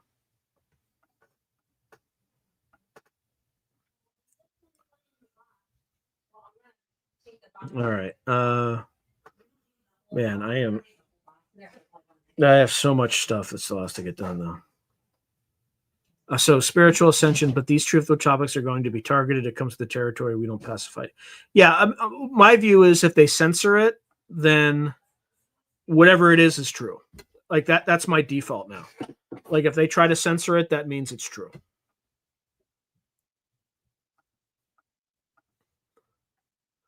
Yeah, so spiritual ascension just says facts. That's true. If they try to censor it, it is true. Or there's a high likelihood of being true.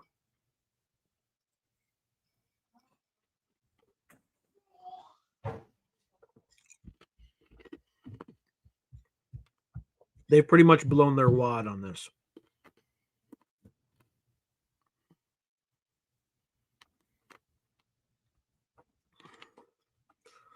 in terms of like just disinformation and whatnot. Let's see. How are we doing? Oh, this stream's, I think, doing pretty well. Better than normal.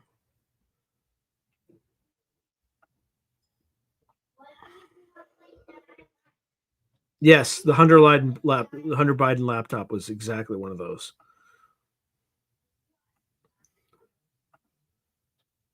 Yeah, they just out themselves.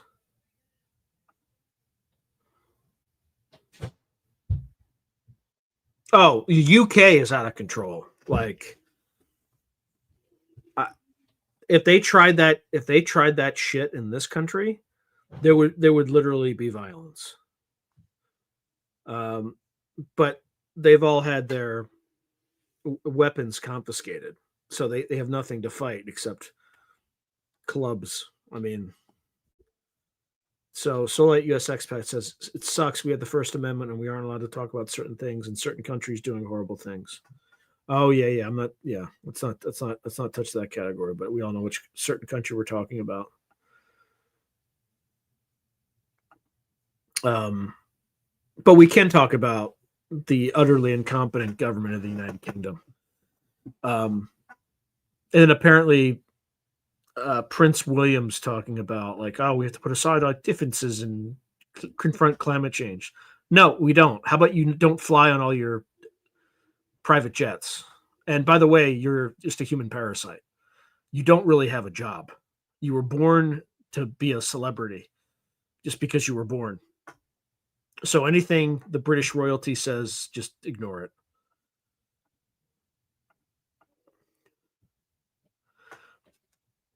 Oh, I've seen that. Solite US expat says some dude had the police come to his house in Texas who posted about a certain country in the Middle East. Yeah, I saw that. And he just told him just like get the get the F out. So hello FS says, what are your thoughts on Mantid energy soul surgery? Something related to chakras and kundalini. I don't know enough about it. People have reported things about it, but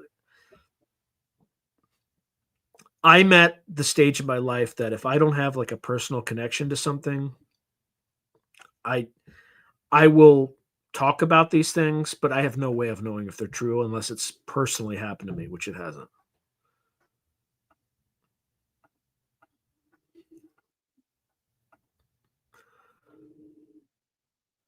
Oh, yeah. Yeah, the AFD people. Did you hear Germany had 11 persons from one political party turned up Muerta? Yeah. Yeah. Look, the Russians, once the Russians finish with Ukraine, they're going to, like, if they wanted to, they could, Poland might slow them down, but they would sweep right through Germany and France, like, no problem. Because, like, there aren't any warriors left. They're all, like, fascist, chiding Karens that are in charge. So Solite US expat says some say there could be a civil war that might break out in England. I hope it does. Because those people are being oppressed right now. So Evan Hudson is saying, that's freaking weird, man. I was just posting about this exact topic elsewhere a few hours ago. Mantids are strange. I get the feeling they are like beekeepers and our conscious energy is the honey. Yeah, it could be. It could be the whole loosh kind of theory. So WM author says, so we can't talk about the 51 not so intelligent officials stupid enough to put their names on a list who lied in unison, not collusion. Oh, you mean like Brennan, like that piece of crap? Yeah.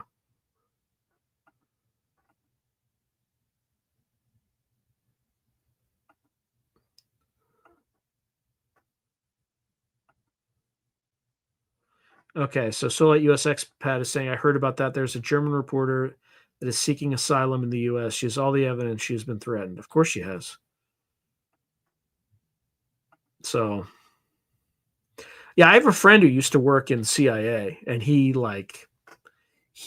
hates that Brennan guy. And you listen to John Kuriaku, and like what Brennan did to him was just beyond the pale. Was absolutely beyond the pale. Like that guy is If there's anyone who's like, if there's a hell, that guy is 100% going there. Yeah, it's probably John Kuriaku. If you listen to his story, it's messed. So Solite US Expat says, I saw the video on, I think, the Jimmy Dore show about some dude calling up Brennan. It's probably John Kuriaku. Yeah, yeah. I'm not going to read that comment, but I am going to say not a fan.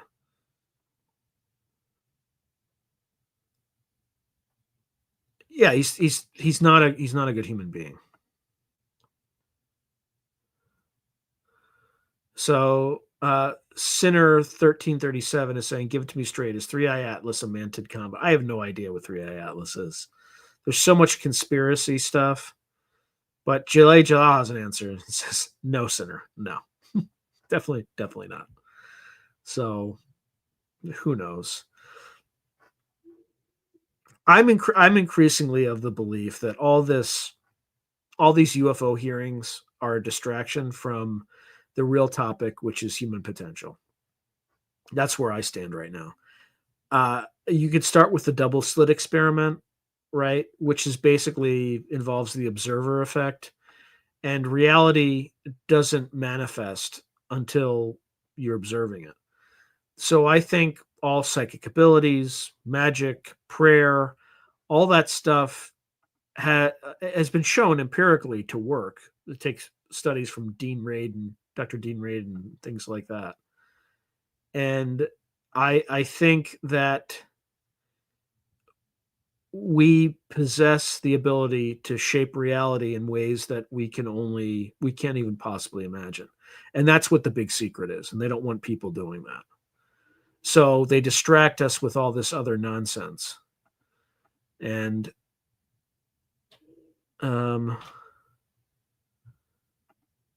yeah, so Solite US Expat is saying future forecasting got data of 3i Atlas sending a probe to Earth. You can see it on their free video.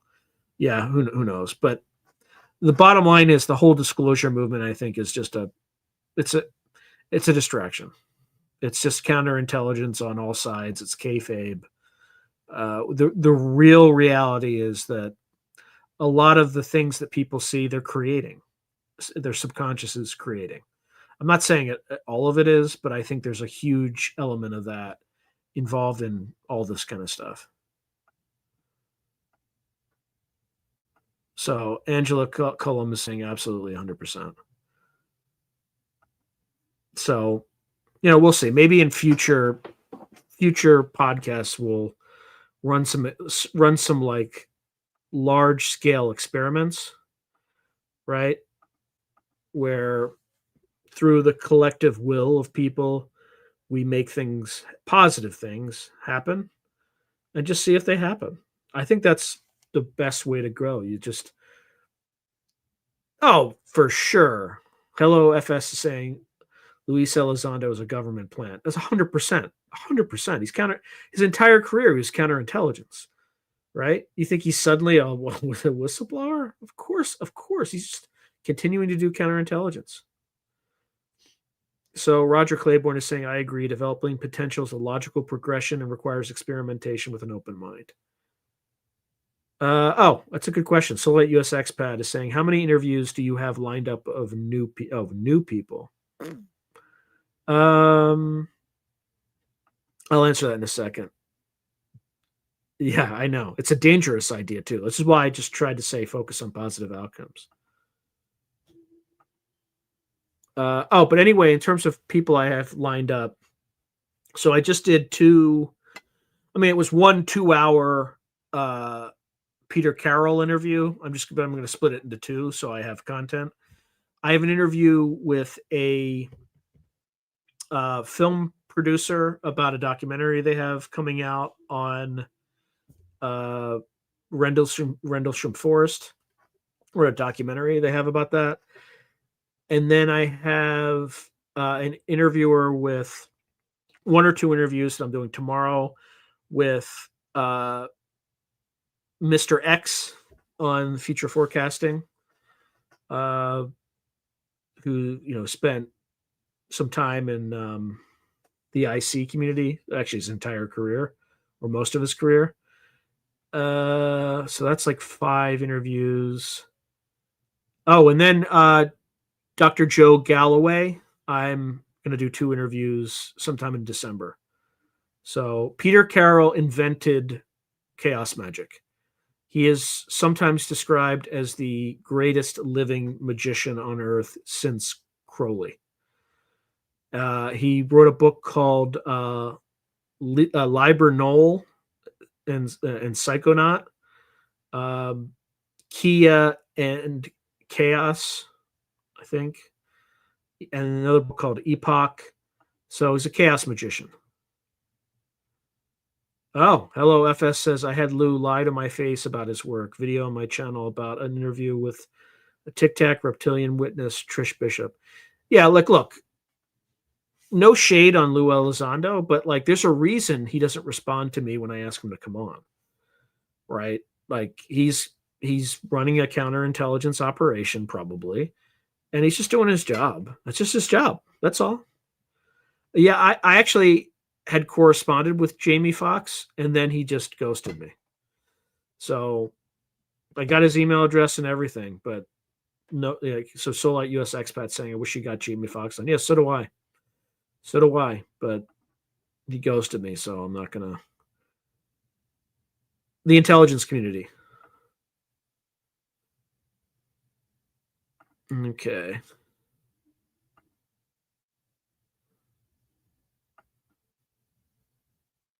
Sorry, not Galloway, Gallenberger. Yes. Yeah, so I will talk to him soon.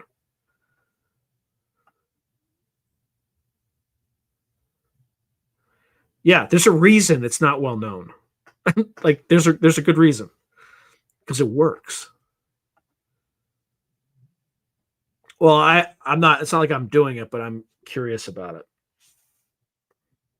Spiritual Ascension says stay away from chaos magic.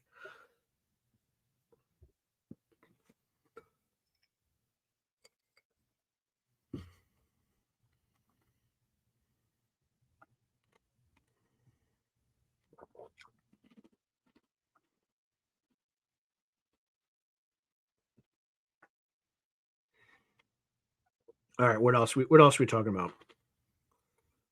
Um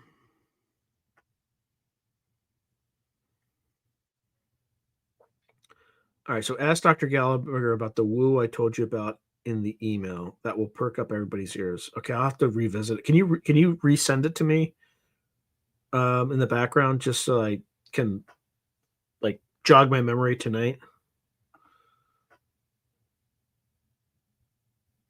Okay, so Roger Claiborne says, "Gotta find a logical way your experiment might be possible to put you in the right frequency. Develop a logical physics model of how it might be possible. Worked for me in the past."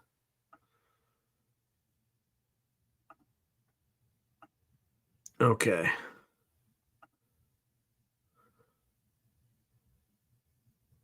Yeah, maybe the Messiah is peak level reality warper. I forget what I was gonna. Oh, all right. I have to pimp my books. I'm sorry, but I have to because I don't like nobody's buying them. Like they're just not. And maybe you don't like that kind of thing, but like it's pretty. I mean, not depressing, but I'm just trying to find them now. Oh, for goodness sake.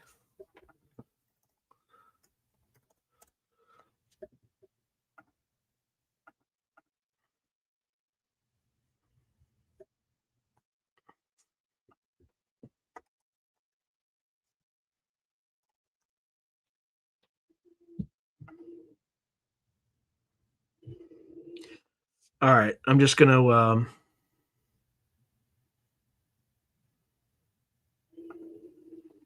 oh, for Christ's sake.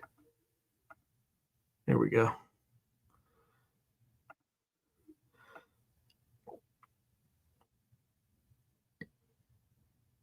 So Solite US Expert, how about getting that metaphysical dude that is sending you 100K through the power of intention to send it Okay, they're here.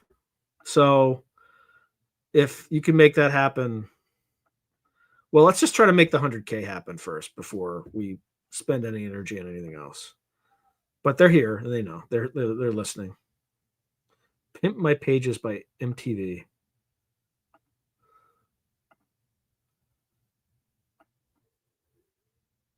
Okay.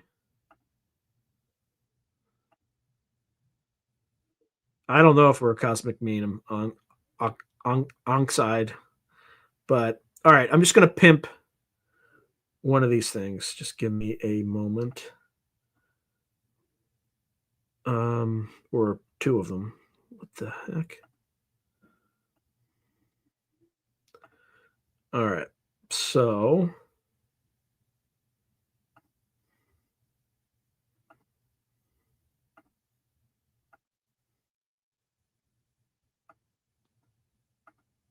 and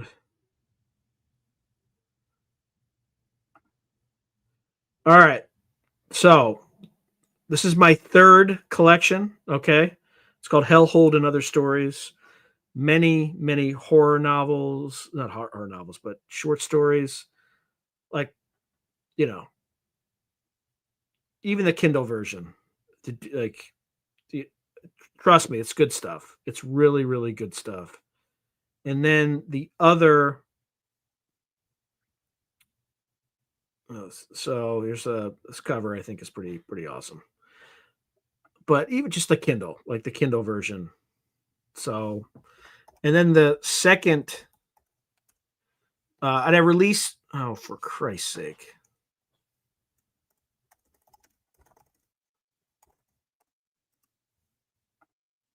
I'm not even getting like search love. And do not buy the hardcover. It has pictures in it and things like that. But Necromancer and Other Stories, just 18 tales about post-apocalyptic intrigue, arachnid doppelgangers, invasive hyperdimensional alien species, Mesopotamian demons, hunting necromancers and ghosts during the Russo-Japanese War, and leadership lessons from a Martian psychopath.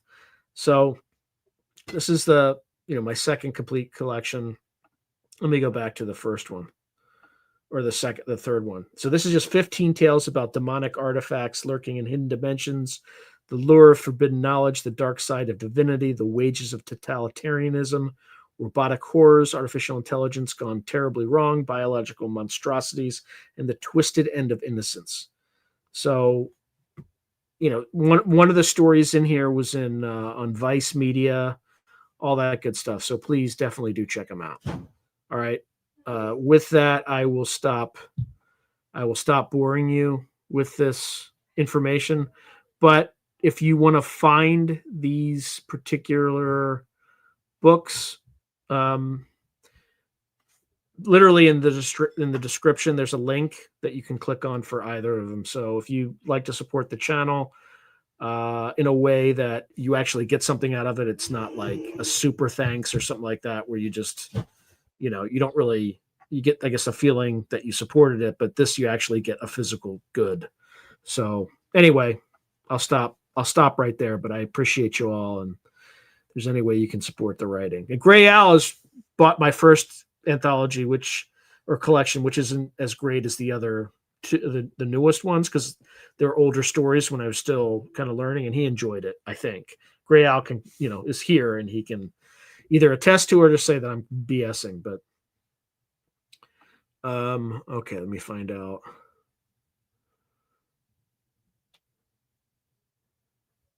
where we left off. Okay, who's here, where, why?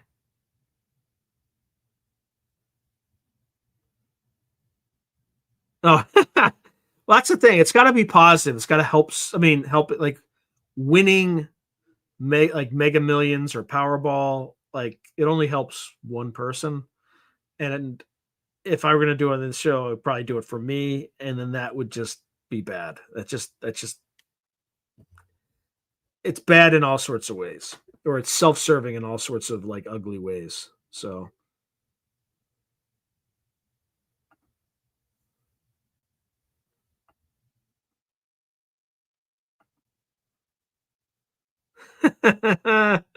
Yeah, I know. I'm pimping my wares. How did we get here? I don't remember. What, the books? I don't know. I think I just gate crashed on that one.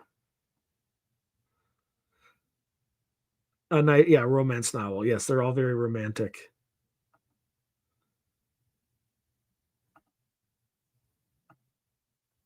Okay.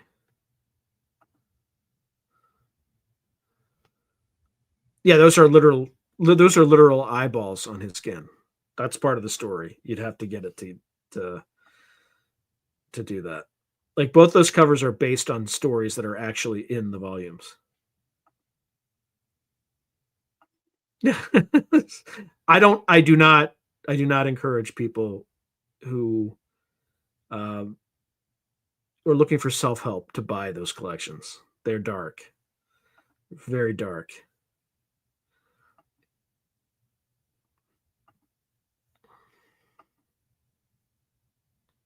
Yeah, Alien Abattoir is the first collection.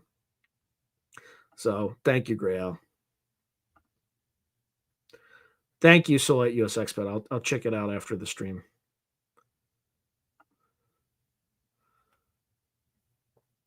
Okay, so Solite US Expat saying Dr. Tom Gallenberger.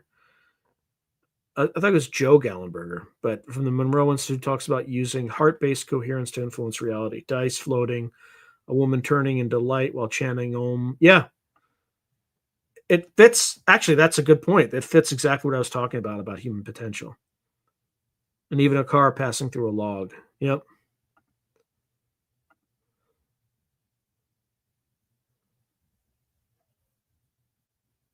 Yep.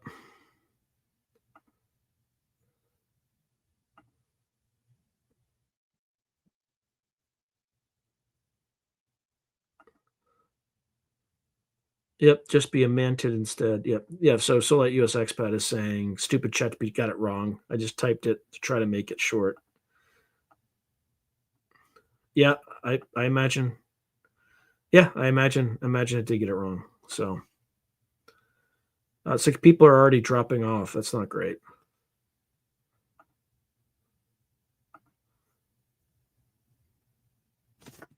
All right. Ugh.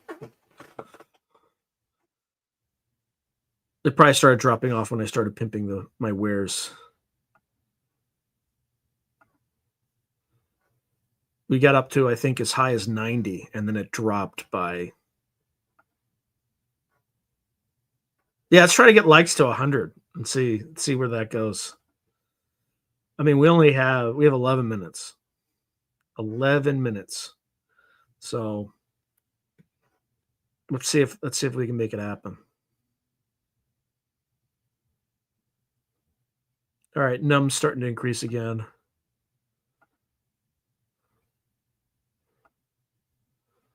Oh, and just kind of hovering between 72 and 74.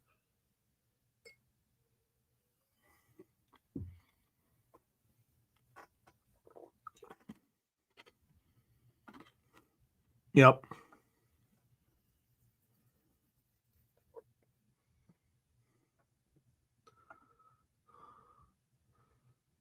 Yeah, demons are here too. Alongside spiritual ascension says. Yeah, Angela Cullum is saying, "Make it happen, please."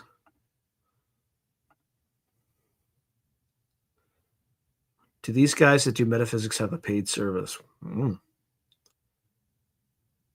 Sinner 1337 says he was briefed on the legend of the nobody. But the echo lives on. Roger Claiborne is saying, "Don't know what your true potential is until you try. Your potential is just that, and that all of us are developed equally. Takes thought, time, and work." Echoes mean so much. Be careful what you say out there. You might get an answer back in your own voice. Onkside says. Uh, by the way, saw yet another owl last night.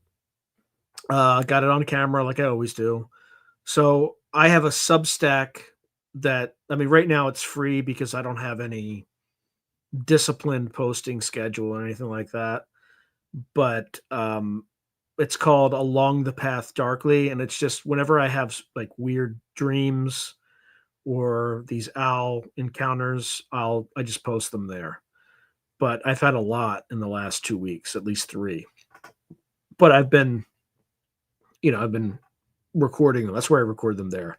At some point, I'll probably have like some version of a paid subscription, but I'm not there yet. Instead of putting those like notes in my community tab on YouTube, which it's impossible to search or find things, I'm just doing it now in Substack because it's documented in a more precise and better way.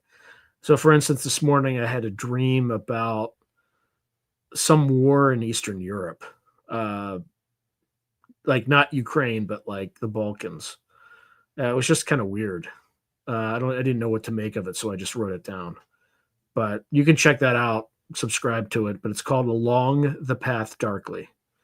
So,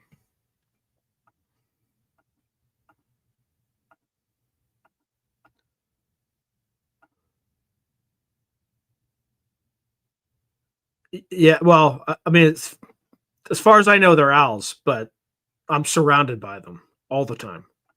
So,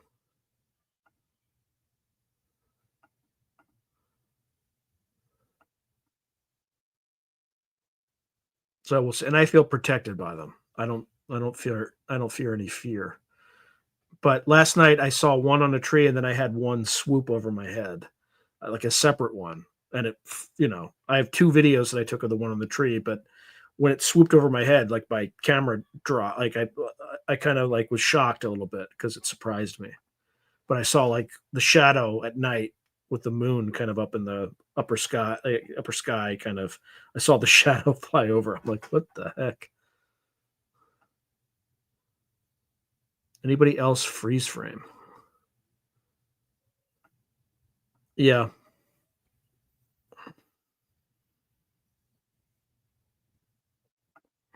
Spiritual Ascension says, so long as you're cautious. Yep. Oh, say more.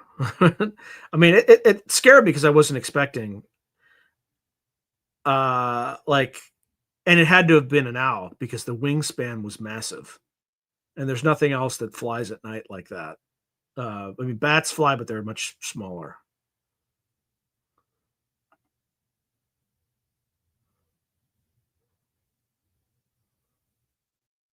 Oh yeah, I never see any women in white any time when there's owls around me. Oh, sorry. So Spiritual Ascension writes, if you see a woman in white accompanying that owl or shifting from that owl, run. Yeah, there was no people around at all, other than in my house. But again, these things happen at night, typically, or dusk.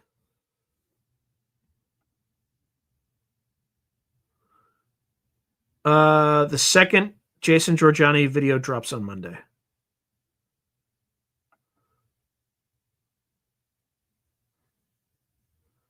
Yeah, but there's no water birds like with wingspans that large where I am. Like it was a great horned owl. It was like 5 or 6 feet across in terms of the wingspan.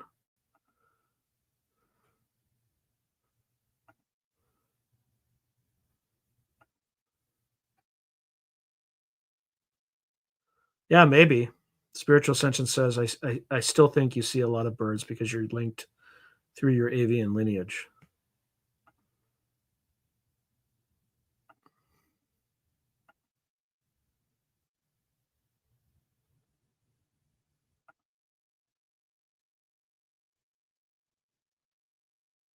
And now we're back up to 81.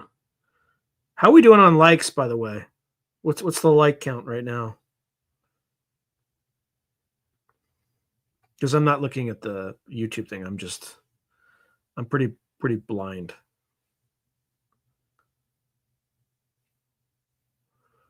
Anyone? Anyone? Bueller. 50? You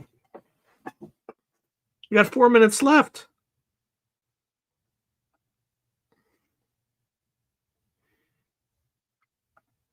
Yeah, I prefer Fitty too. Fitty. Yes, I'm not going to repeat that, but I appreciate the sentiment. Solite US Expat. Everybody hit that effing like button. Roger Claiborne is saying, yep, lots of great horns in California. Saw those and barn owls a lot when I lived in Skaggs Island, Sonoma. I have never seen a barn owl. I've only ever seen great horned owls. I've never seen any other type of owl. Thank you, Onkside.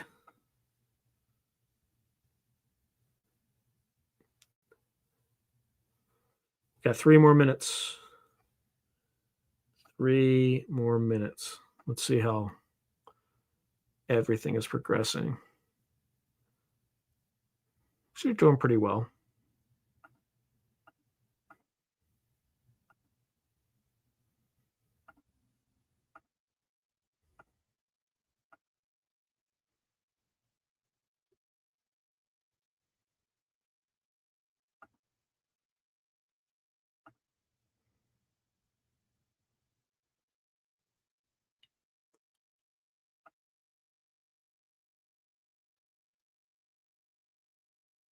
Oh, yeah. Yeah, hype the video up too. I'm not sure how that works, but just hype it. Whatever you do.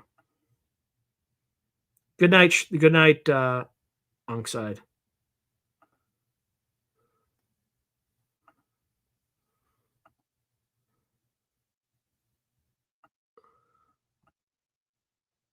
Okay, Roger Claiborne said barn owls are beautiful owls with a lot of white. Also had those small burrowing owls in the hayfield. Skaggs Island was a Navy base.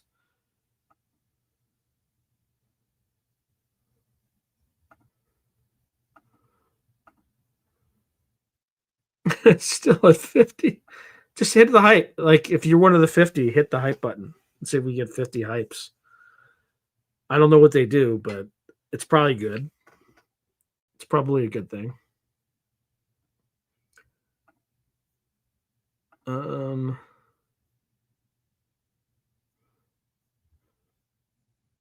me see if I can even see hypes. How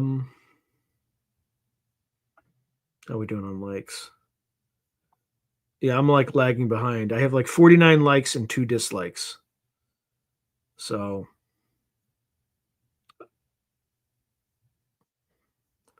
what I'm seeing is a net 47. And I'm seeing like no hypes, but it's probably just lagging. No hypes at all.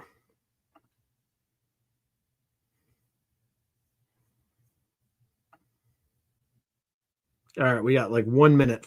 1 more minute.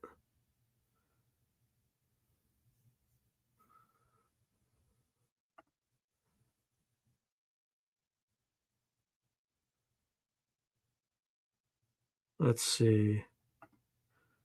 Yeah, Roger says, yep, got here fashionably late. I have not seen the uncontrolled remote viewing channel, Fred.